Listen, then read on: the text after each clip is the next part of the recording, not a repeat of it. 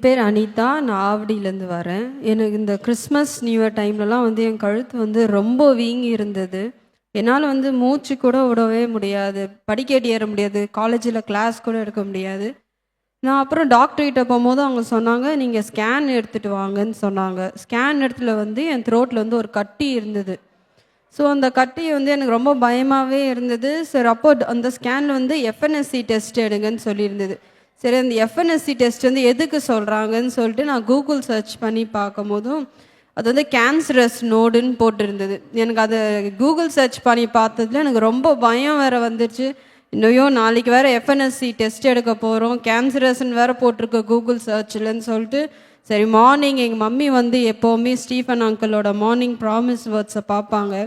So அதில் வந்து அவர் வந்து சொன்னார், இந்த மாதிரி வந்து சில பேர் பயந்துன்னு இன்றைக்கி வந்து டெஸ்ட் எடுக்க போவீங்க, அது வந்து ஒன்றுமே இருக்காது, நீங்கள் போங்க, பயப்படாதீங்கன்னு சொல்லி அங்கிள் சொன்னாங்க. ஸோ அதே மாதிரி டெஸ்ட்டும் எடுத்துகிட்டு வந்துட்டேன். பயப்படாமல் தான் நான் எடுத்துகிட்டு வந்துட்டேன். ஆனாலும் எனக்கு ஒரு பயம் இருக்கும், கிளாஸ் எடுக்க முடியாது, கொஞ்சம் கிளாஸ் எடுத்த கூட எனக்கு இருமல் வர ஆரம்பிச்சிடும். சரி, டெஸ்ட்டு ரிசல்ட்டுக்காக வெயிட் பண்ணிட்டு இருந்தேன். அதே மாதிரி மார்னிங் அங்கிள் வந்து சொன்னாங்க, உங்களுக்கு வந்து இன்றைக்கி ரிசல்ட் வரும், யாருமே பயடாமல் இருங்க, இந்த ரிசல்ட் வந்து உங்களுக்கு ஒன்றுமே இருக்காதுன்னு சொல்லி அங்கிள் ப்ராமிஸ் சொன்னாங்க. அதே மாதிரி வந்து எனக்கு அந்த ரிசல்ட்டில் வந்து ஒன்றுமே இல்லை. அண்ட் இன்னொரு சாட்சி வந்துட்டு, நான் வந்து அங்கிள் கிட்ட வந்து ப்ரேயர் பண்ணிட்டு போனேன். இந்த மாதிரி வந்து நான் பிஹெச்டி பண்ணணும், எனக்கு வந்து கைடு யாருமே கிடைக்கவே இல்லை பிஹெச்டி பண்ணுறதுக்கு. இப்போ அங்கிள் வந்து சொன்னாங்க, கண்டிப்பாக நீ பண்ணி முடி, இப்போ 2 இயர்ஸ்லேயே முடிச்சிருவேன்னு சொன்னாங்க. எனக்கு இப்போ பிஹெச்டிக்கும் கைடு கிடச்சிட்டாங்க, நான் பிஹெச்டி பண்ணிகிட்ருக்கேன்.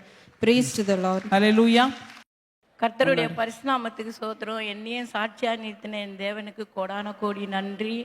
நான் ஐயா மீட்டிங்க்கு 4 வருஷமாக வருவேன். அப்போ அங்கே உட்காந்து ஜெபம் பண்ணுவேன். என் பிள்ளைக்கு ஒரு சொந்த வீடு இல்லையே, ஒரு வீடாக மாறி 2 பிள்ளைங்களை இட்டுன்னு அங்கங்கே வீடு மாறி போகிறானே என்று ரொம்ப மனக்கவலையோடு இங்கே ஜெபம் பண்ணுவேன். ஆண்டவரே, என் பிள்ளைக்கு எப்போ தான் ஒரு சொந்த வீட்டை கொடுப்பேன் ஏசப்பான்னு வேண்டுவேன். அப்போ போன வருஷம் என் பிள்ளைக்கு கட்டின வீடை ஆண்டவர் சொந்தமாக வாங்க ஒரு அற்புதத்தை செஞ்சார். செஞ்ச ஏசப்பாவுக்கு நான் கோடான கோடி நன்றி சொல்கிறேன்.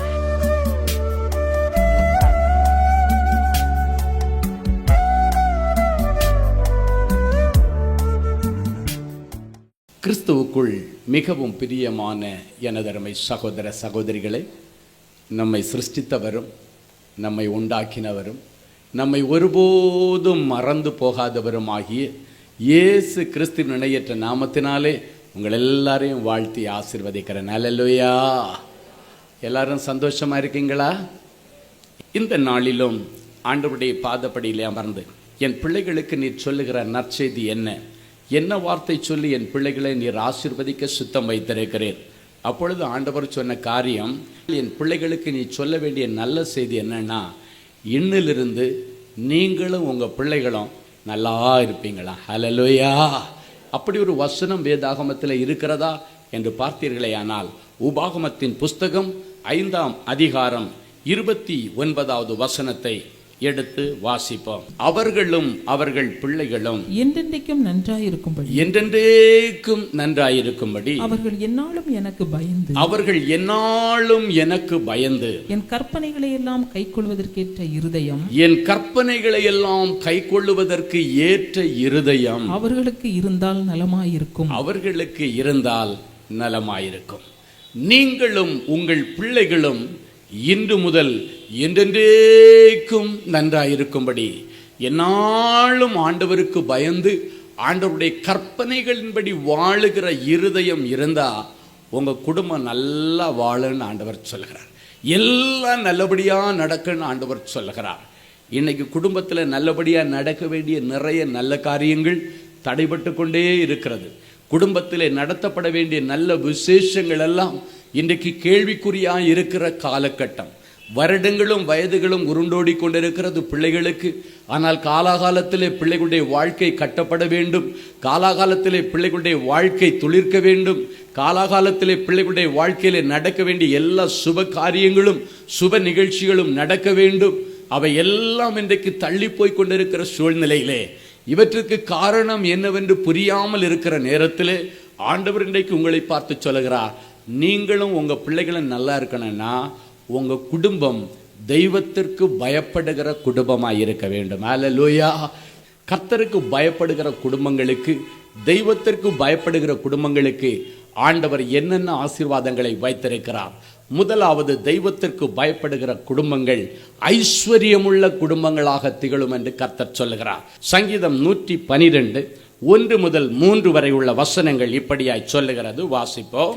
அல்லேலூயா, அல்லேலூயா. கர்த்தருக்கு பயந்து அவருடைய கட்டளைகளில் மிகவும் பிரியமாயிருக்கிற மனுஷன் பாக்கியவான். அவர் கட்டளைகளில் மிகவும் பிரியமாயிருக்கிற மனுஷன் பாக்கியவான். அவன் சந்ததி பூமியில் பலத்திருக்கும். அவன் சந்ததி, அவன் பிள்ளைகள் பூமியில் பலத்திருப்பார்கள். செம்மையானவர்களின் வம்சம் ஆசீர்வதிக்கப்படும். அப்படி செம்மையான குடும்பங்களினுடைய வம்சம் ஆசீர்வதிக்கப்படும். ஆஸ்தியும் ஐஸ்வர்யமும் அவன் வீட்டில் இருக்கும். ஆஸ்தியும் ஐஸ்வர்யமும் அவன் வீட்டில் இருக்கும். அவனுடைய நீதி என்றைக்கும் நிற்கும். அவனுடைய நீதி என்றைக்கும் நிற்கும். யார் வீட்டில் ஆஸ்தியும் ஐஸ்வர்யமும் இருக்குமாம்? கர்த்தருக்கு பயந்து அவருடைய கற்பனைகளின்படி வாழ்கிற கர்த்தருக்கு பிரியமான குடும்பங்களிலே ஆஸ்தியும் ஐஸ்வர்யமும் அதிகமாயிருக்குமாம். அவருடைய பிள்ளைகள் சந்ததிகள் பூமியிலே பலத்த ஜாதியாக இருப்பார்கள். அவர்கள் பலத்திருப்பார்களாம். அந்த வம்சமே ஆசீர்வதிக்கப்பட்டதாயிருக்குமாம். அந்த குடும்பம், அவருடைய வம்சம், அவருடைய குலம், அவருடைய கோத்திரம் எல்லாம் கர்த்தருக்குள்ளால் ஆசீர்வதிக்கப்பட்டதாயிருக்கும். அப்பொழுது அவர்களுக்கு ஆஸ்தியும் ஐஸ்வர்யமும் நிரந்தரமாய் தங்கி இருக்கும். இன்றைக்கு ஆஸ்தியும் ஐஸ்வர்யமும் தங்க வேண்டிய உன்னுடைய வீட்டிலே தரித்திரமும் பஞ்சமும் பட்டினியும் கடனும் உட்கார்ந்து உன்னை கண்ணீர் வடிக்க வைத்துக் கொண்டிருக்கிறது. கடன் வாங்கி வாங்கி வாங்கி கடனிலே அழிந்து கொண்டிருக்கிறீர்கள்.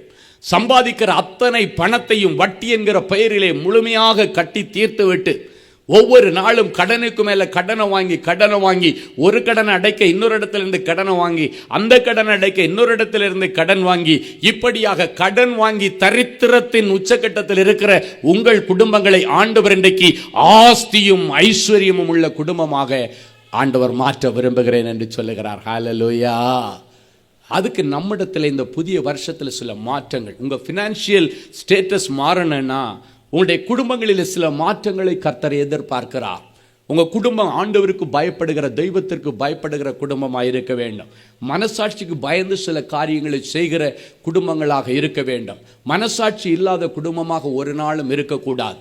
அடுத்தவருடைய பிள்ளைகளை குறித்து தவறாக பேசி திரிகிற காரியம், அடுத்த பிள்ளைகளுடைய திருமண காரியமாக உங்களிடத்தில் விசாரிக்கும் பொழுது அந்த பிள்ளைகளை குறித்து இல்லாதது பொல்லாதது சொல்லுகிற காரியம், இவையெல்லாம் இன்றைக்கு உங்களுடைய குடும்பத்திலிருந்து பிடுங்கி எறியப்பட வேண்டும். சொந்த சகோதரனுடைய பிள்ளைக்கு திருமணத்திற்காக வேண்டி சகோதரிடத்தில் வந்து ஆலோசனை கேட்ட, ஐயோ அது மோசமான பொண்ணு, வீட்டுக்கு அடங்காத பொண்ணு, அவ கால் வீட்டில் நிற்கிறதில்ல, அநேக கோள்கள் மூட்டி கொடுக்கிறார்கள். என் அன்பு சகோதரனை சகோதரி, கர்த்தருக்கு பயப்படுகிற பயம் கொஞ்சம் கூட இல்லை, கொஞ்சம் கூட கிடையாது. நல்ல எண்ணம் முதல்ல வேணும். உங்களிடத்துல கேட்பாங்க, பக்கத்து வீட்டில் உள்ள பொண்ணை பற்றி உங்களிடத்துல விசாரிப்பாங்க. இந்த வீட்டில் நாங்கள் பொண்ணு எடுக்கலான்னு இருக்கிறோம், எப்படி அந்த பொண்ணு நல்ல பொண்ணா அப்படின்னு கேட்டால், நல்ல பொண்ணையா தாராளமாக கொடுங்கன்னு சொல்லுங்க, நல்ல வார்த்தையை சொல்லுங்க. யாரை குறித்தும் தவறாக ஒரு நாளும் பேசிடாதீங்க. ஒரு நாளும் அந்த பிள்ளைகளுடைய வெளிப்பிரகாரமான காரியங்களை வைத்து அவ கெட்டு போனவ, வீட்டில் நிற்காதவ, அப்படி இப்படின்னு சொல்லி வீண் வார்த்தைகளை ஒரு நாளும் பேசிடாதீங்க. அது உங்களுடைய பிள்ளைகளுக்கு அது ஆபத்தாய் வந்து முடியும். உங்கள் பிள்ளைகளுக்கு அது ஒரு சாபமாய் வந்து முடிந்துவிடும். ஒரு நாளும் அப்படிப்பட்ட காரியங்களை நீங்கள் சொல்லக்கூடாது. அடுத்தவங்க வாழ்கிறதுல சந்தோஷப்படுங்க. பக்கத்து வீட்டுக்காரங்களுடைய வளர்ச்சியை பார்த்து பொறாமப்படாதீங்க. பக்கத்து வீட்டுக்காரங்க வளர்ந்தாங்கன்னா அதை குறித்து சந்தோஷப்படுங்க. உங்க பக்கத்து வீட்டில் இருக்கிறவங்க கார் வச்சா சந்தோஷப்படுங்க, வயிறு எரிஞ்சிடாதீங்க. ஏன்னா ஒருவேளை நடுராத்திரியில் உன் பிள்ளைக்கு உடம்பு முடியாம துடிக்கும் பொழுது பக்கத்து வீட்டில் கார் இருந்துச்சுன்னா அந்த அண்ணாச்சியை தட்டி, அண்ணாச்சி என் பிள்ளை வயிற்று வலியில துடிக்கிறான், என்ன செய்யறதுன்னு தெரியல, என் புருஷன் நெஞ்சு வலியில துடிக்கிறார், என்ன பண்றதுன்னு தெரியலன்னு சொன்னா, பக்கத்து வீட்டில் கார் இருந்துச்சுன்னா உன் பிள்ளையை தூக்கி போட்டு அவர் ஆஸ்பத்திரிக்கு கொண்டு போய் பிள்ளையுடைய ஜீவனை காப்பாற்றுவார், உன் புருஷனுடைய உயிரை காப்பாற்றுவார். கார் இருந்ததுனால கொண்டு போனார், இல்லைன்னா ஒரு ஆம்புலன்ஸ் வருகிறதுக்குள்ளால என்ன வேண்டுமானாலும் நடக்கலாம். அடுத்தவங்களை பார்த்து பொறாமப்படாதீங்க, சந்தோஷப்படுங்க. பரவாயில்ல, எங்க பக்கத்து வீட்டில் உள்ள அண்ணாச்சி கார் வாங்கிட்டார், ரொம்ப சந்தோஷப்படுங்க. அவங்களுக்கு சொந்த ஒரு வீடு ஆண்டவர் கொடுத்துட்டார், சந்தோஷப்படுங்க. அப்பொழுது மற்றவங்களை நீங்க ஆசீர்வதிக்கும் பொழுது கர்த்தர் உங்களை ஆசீர்வதிப்பார். நீ அவர்களை ஆசீர்வதிக்கும் பொழுது கர்த்தர் உன்னை ஆசீர்வதிப்பார் என்று தான் வேதம் சொல்லுகிறது.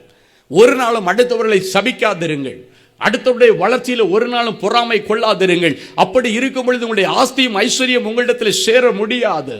நீங்க அடுத்தவருடைய ஆஸ்தி ஐஸ்வர்யத்தை பார்த்து சந்தோஷப்பட்டு அவர்களுக்கு சந்தோஷமான வாழ்த்து சொன்னீங்கன்னா தான் உங்க வீட்டில் ஆஸ்தி ஐஸ்வர்யமும் வரும்.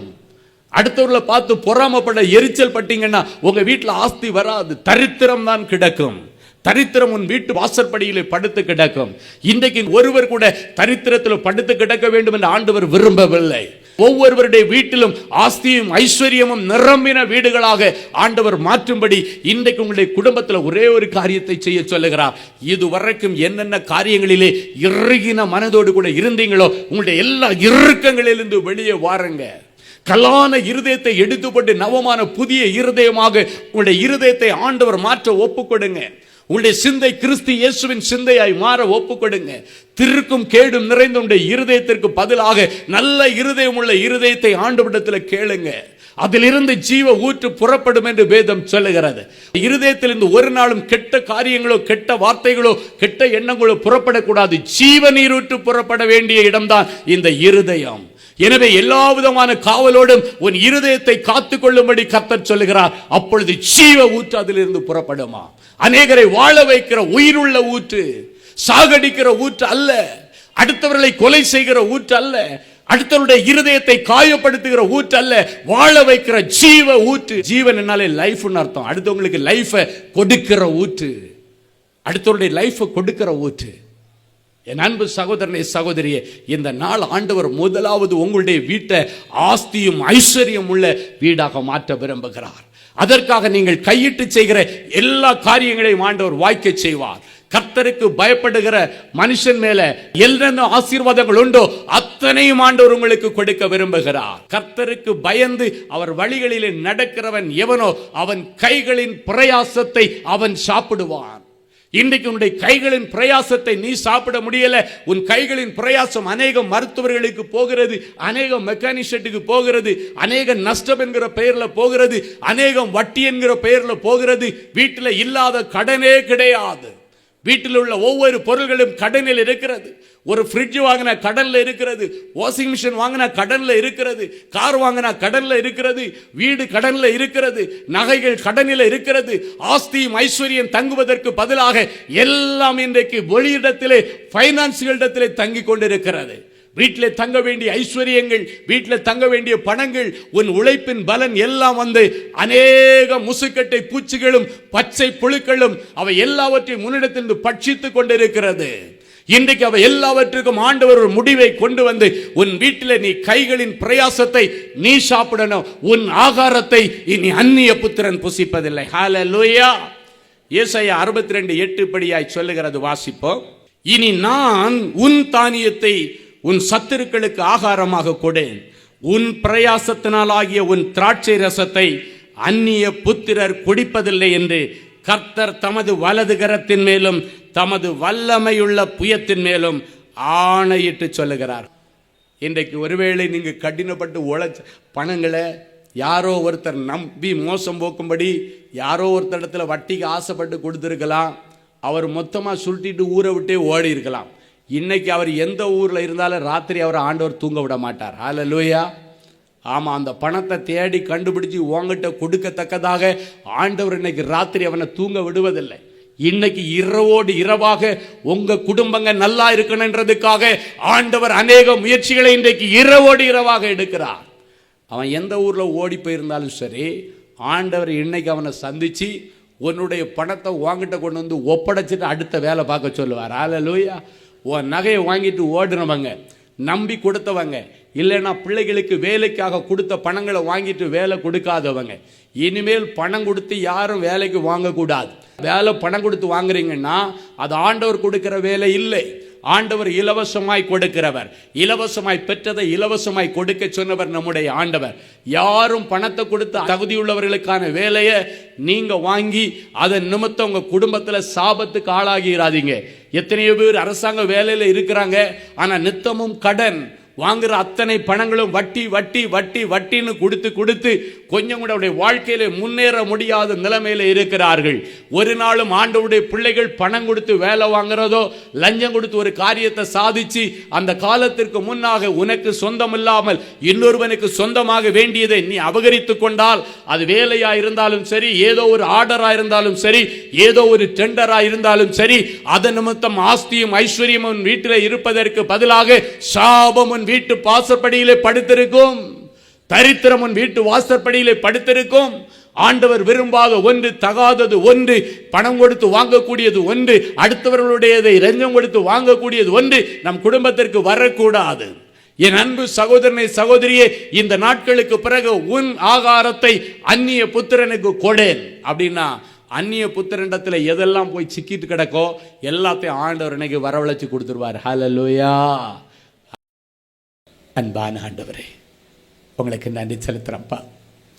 நம்பிக்கையோடு என் பிள்ளைங்க வந்து என் குடும்பம் கட்டப்பட வேண்டுமே என்று நிற்கிறார்களே, எந்தெந்த குடும்பத்தில் வறுமையோடும் பஞ்சத்தோடும் கடனோடும் வாழ்கிற பிள்ளைகளுடைய எல்லா கடன் பிரச்சனைகளை பிடுங்கி எறிவீராக. தரித்திரங்கள் பிடுங்கி எறியப்படுவதாக. எங்கள் அப்பாவுடைய பெரிய கிருபையினால என் பிள்ளைகளை நீ ஆஸ்தியும் ஐஸ்வர்யம் உள்ள பிள்ளைகளாக மாறுபவர்களாக, இவருடைய கைவிட்டு போன செல்வங்கள், கை நழுவி போன செல்வங்கள் அத்தனையும் மறுபடியும் என் பிள்ளைகளுக்கு கிடைப்பதாக. சந்ததி விரிவாக்கம் உண்டாவதாக. எந்தெந்த பிள்ளைகள் கற்பத்தின் கனிக்காக ஏங்கிக் கொண்டிருக்கிறார்களோ இயேசுவின் நாமத்தினாலே பரலோக திரவியத்தை இன்றைக்கு அவர்கள் கற்பத்திலே அனுப்புவீராக.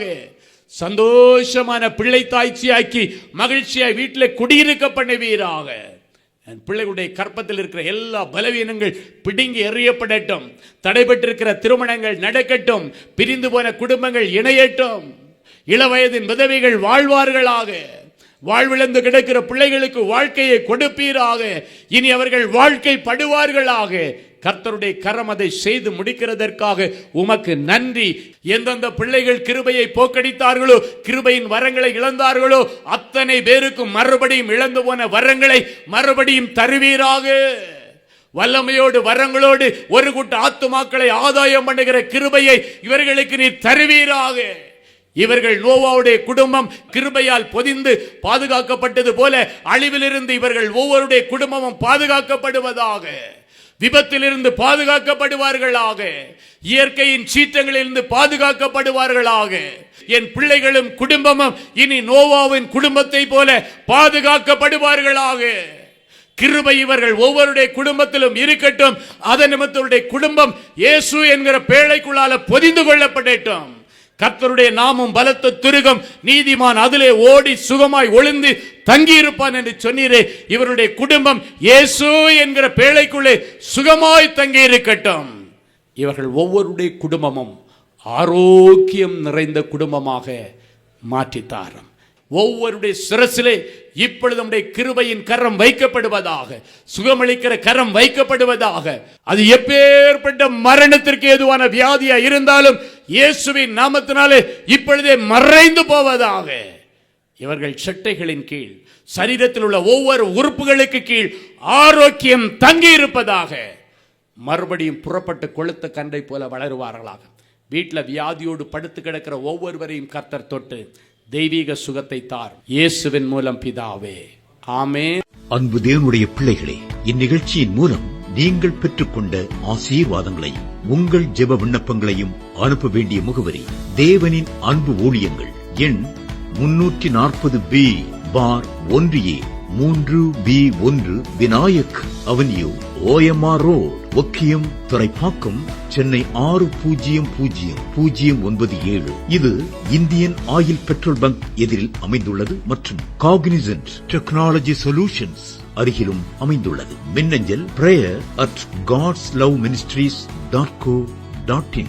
எங்களது இணையதளம் www.godsloveministries.co.in. மேலும் 24 மணி நேர ஜெப உதவிக்கு 044-5447-999 மற்றும் 9941950999 என்ற எண்களுக்கு தொடர்பு கொள்ளுங்கள். கர்த்தர் தாமே உங்களை ஆசீர்வதிப்பாராக.